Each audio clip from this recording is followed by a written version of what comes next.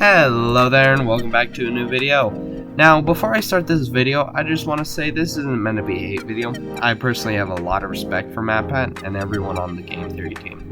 The amount of work they put into each and every video they make is way more than I could ever do. The editing is top notch, just all of it, it's top of the line. So with that out of the way, this is why MATPAT got it wrong and Joey Drew isn't lying.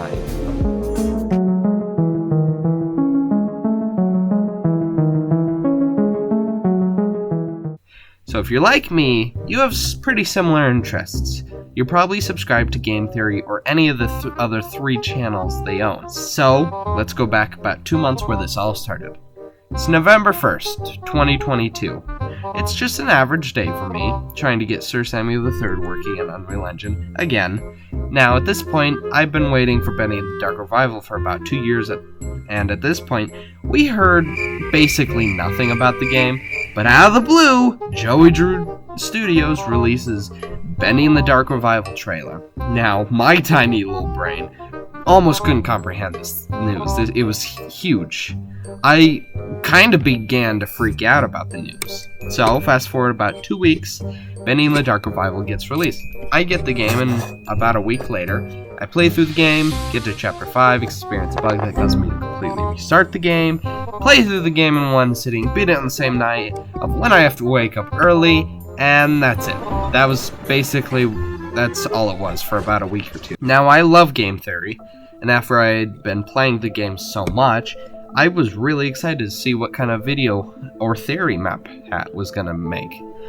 And when it did come out, it was not what I was expecting at all.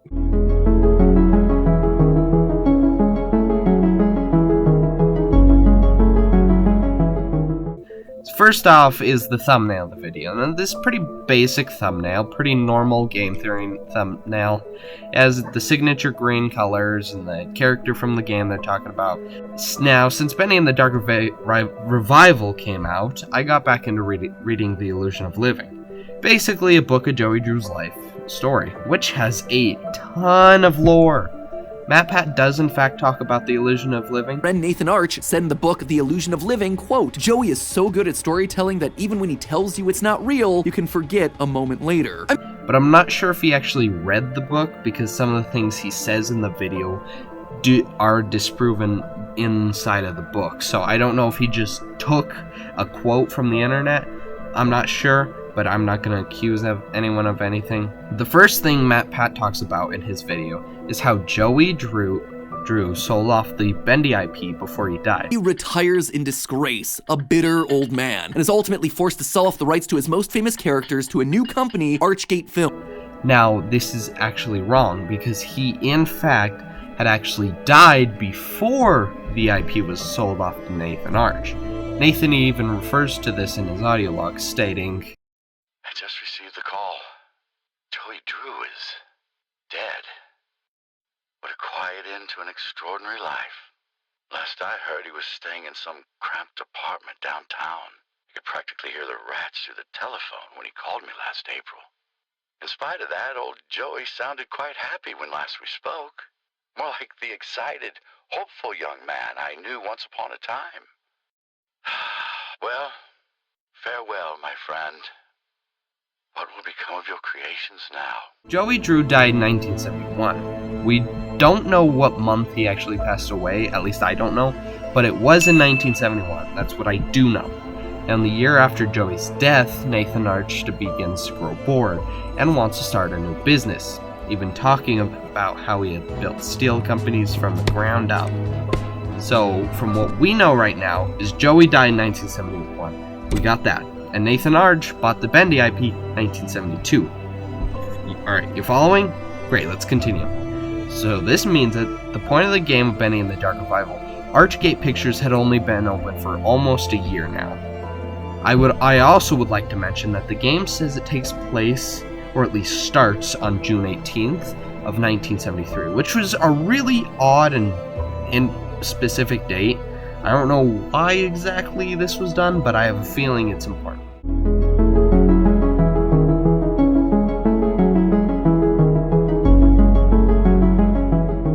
Now, the next topic MATPAT touches on is the timeline of when everything in the real world happened. Now, MATPAT states that Alison Pendle joins Joey Drew Studios sometime in the 30s, which is correct. She does join around, I'm guessing 1936 to maybe 1938, around there. Now, what MATPAT is saying is that the timeline is actually off, because the note in the first game says 30 years really slips away. Now, I understand how this can be made out to be thought as an actual exact amount of years, but it's most likely rounded to 30 because Joey's in his later years.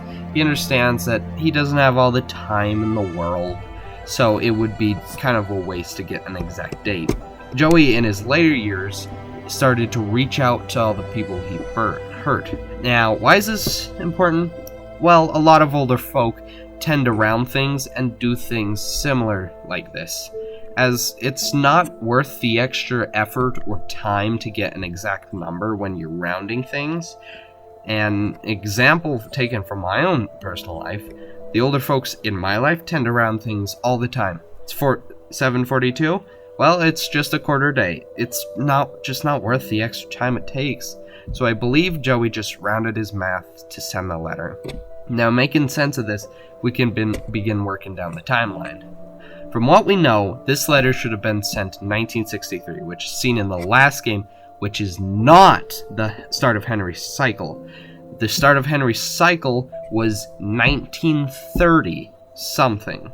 Now, Henry left the studio in 1930 because of Joey's questionable work ethics, meaning when Henry actually joined, i.e. 1928 or 1929, one of those years, he was only there for about a year, but had known Joey for about 2 years prior, meeting in 1927, according to The Illusion of Living.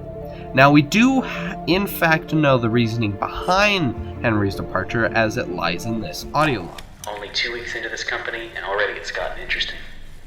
Joey is a man of ideas. And only ideas.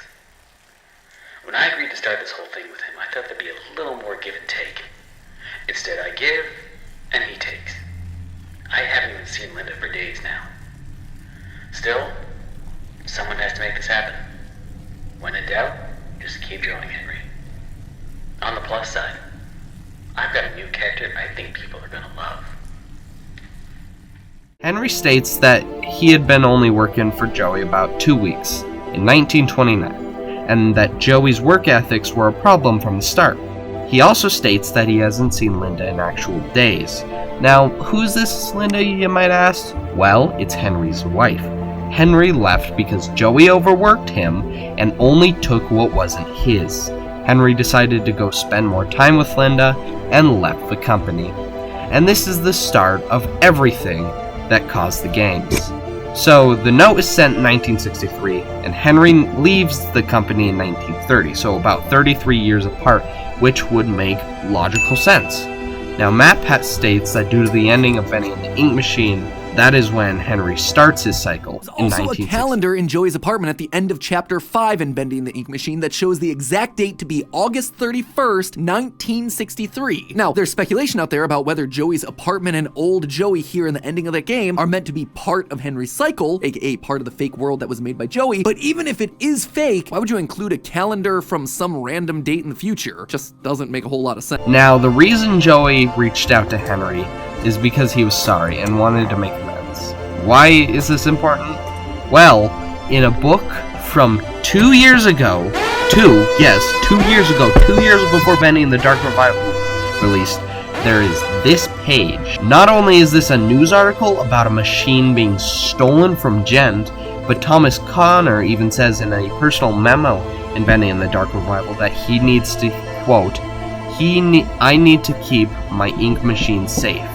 It is the key to so many things. In this same book from 2 years ago, Thomas Connor wrote a note talking about the ink machine disappearing. This is after the studio going downhill and going into bankruptcy and shutting down. Now, the actual year Joey Drew Studios went into bankruptcy was 1948, exactly 20 years after the studio opened in 1928. Now, with that out of the way, here's our current timeline. In 1928, Joey Drew Studios opens. 1929, Henry joins Joey Drew Studios. 1930, Henry Stein leaves the company. Now, and then Joey is outraged and creates a partnership with Gent, supposedly to create a new way of animating called Silly Vision, but he found it was a way to torture his version of Henry, so most likely in 1933 or 1934 is when the Gent partnership was created. 1934 to 1938, sometime around there, Allison Pendle joins, or maybe even more later after that, maybe 1940 something, at least before 1946. Allison Pendle joins and meets Joey Drew and shows him that he himself can be better. When Allison Pendle came into Joey's life, he created Allison Angel in the cycle to help Henry sometime between, 1934 to 1946. Allison Pendle and Joey Drew break off their relationship sometime in 1946, roughly about 14 years after the cycle began. Now, at this point in the video, we have disregarded a few things about MATPAT's video, but what I haven't addressed is when Audrey was created and the memories in Bending the Dark Revival.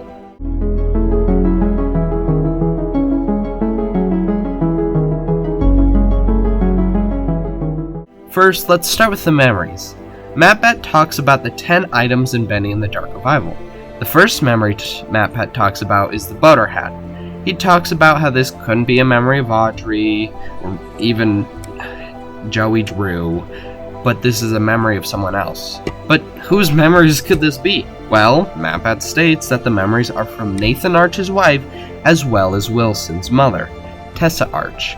But this honestly just doesn't seem to work. It just couldn't. He says that Tessa's soul was put in the ink machine to create Audrey, but it wouldn't make sense or really work. Audrey wasn't created using a soul, at least that's what we know. She wasn't and probably couldn't be made with a soul.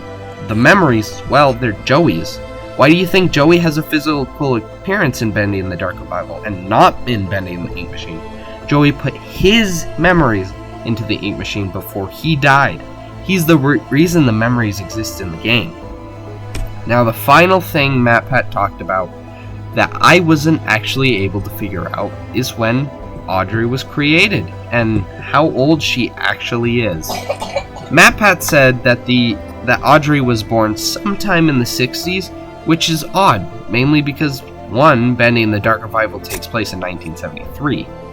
How could Audrey be created in the 60s while looking like she's probably well into her 20s? I get but any time after 1963 just couldn't work, and I'll explain why. And if you don't think that is true, here's the post-credit scene in Bending the Ink Machine. You hear this line. Tell me another one, Uncle Joey. Now, you could just brush this off and say, oh, it's just Henry's daughter. But it's not. It's Audrey. You still don't believe me? Look at this.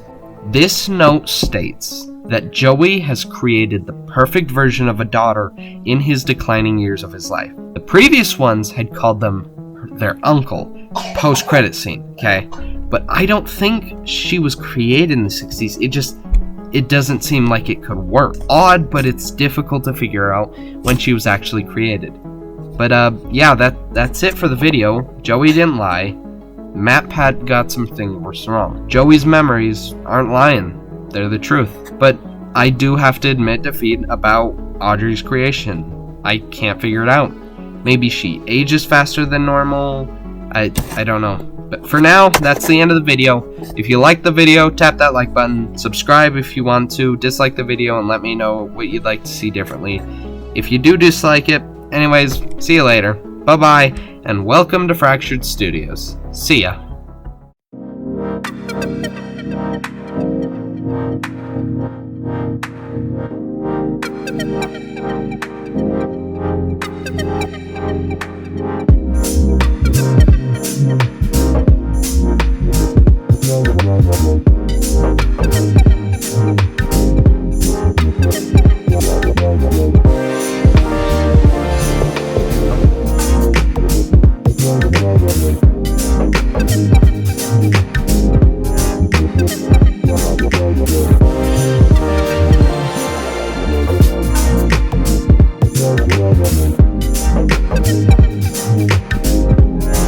Bye.